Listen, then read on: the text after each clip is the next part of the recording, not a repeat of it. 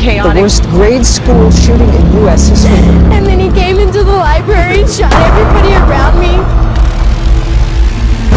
If there is even one thing that we can do to prevent any of these events, we have a deep obligation to try. Every 30 minutes in the United States, a child dies or is injured by a firearm. Add that up over even the week and you get over 300 children, just children alone, injured or killed by a firearm.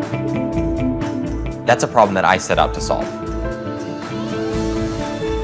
Hi, can we help you with anything at all today? Yeah, I'd love to look at one of your MPs here. There you go. What I've been working on for the last couple of years is taking firearms and making like a smart firearm. There's a fingerprint sensor set in right here. Smart firearms can only be fired by specific people.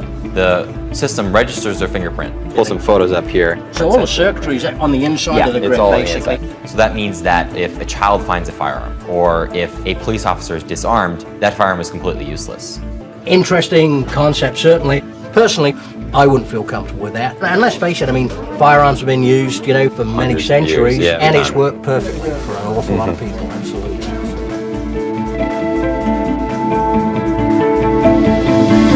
Lone gunman opened fire. 2 young men in long black trench coats. 8 people shot in the school. I'm a senior in high school in Colorado. This whole project started my sophomore year of high school for the science fair. I set out thinking, what if I could do something about the problem of mass shootings?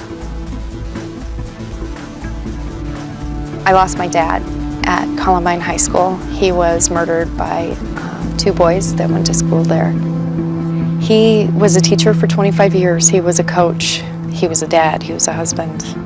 It was unbelievable, that kind of pain. People can't understand. If they could understand, they would be doing things differently. I started to do some research and realized that mass shootings were mostly a psychological problem. But this larger problem of accidental deaths is something that I could solve with engineering. Kai was a maker before anybody in the world was talking about that we have a maker society. He learns by doing things. I've learned pretty much everything I know about engineering through my own internet research, watching tutorials. We've never suggested that he do any of this stuff. It's all just come out of wherever passion comes from. My motivation for this entire project has always been that people aren't intentionally hurting children with firearms. It's almost entirely accidental. It's heartbreaking to see little kids being killed by guns accidentally and to have the little kids be the ones who are sometimes shooting the guns. It's heartbreaking. Unintentional uses of guns. It's inconceivable what it would be like to grow up for the 3-year-old that reached in her mom's purse and pulled out the gun and shot her mom. The pain of that's inconceivable.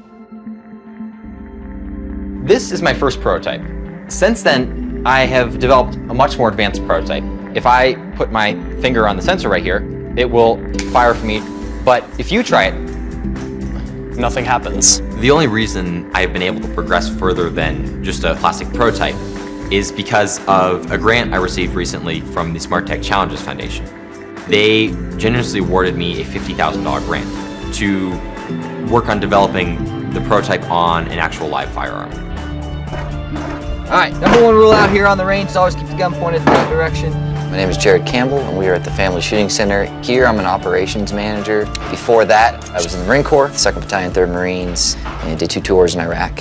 What would be your thoughts on, actually military applications for this? So in the military, pretty much mandatory, everybody wears gloves. I can tell you firsthand experience from being overseas that I didn't always shoot with a nice high proper grip. The unknown amount of variables that combat presents, people lose fingers and still have to continue fighting. Kai's got an uphill battle. This type of technology has been previously shunned, so anything new coming out is really gonna have to prove itself. Gun ownership is synonymous with being an American, so it's a big pride thing for us to be able to do this. Generally, I've been pretty optimistic about the whole thing. Let's keep going, let's keep working on it. There's been times where the time commitment gets really hard.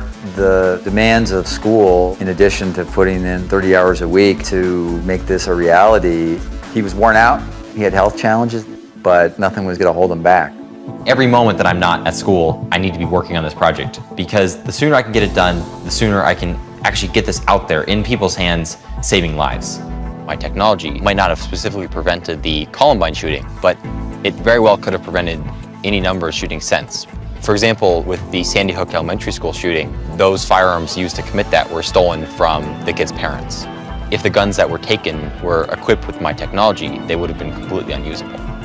I think that's amazing. I think it can have a huge impact on reducing the number of memorials in the world.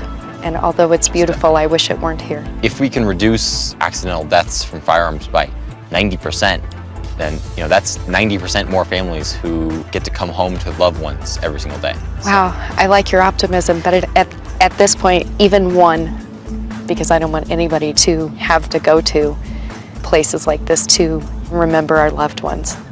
You are giving people the opportunity to sit with them and have dinner instead of come here and sit quietly and remember them. Over the course of this project, what's been driving me is just numbers on a piece of paper. After talking to you, this has given me a whole new level of motivation to continue this. This is about human lives. This has an incredible opportunity to make a tangible impact on not just my surrounding community, but potentially the entire country or the entire world. Anybody can have a positive impact on the world if they're willing to throw themselves into something. All you have to do is find something that you're passionate about, put the time in, and be willing just to put yourself out there. So just start.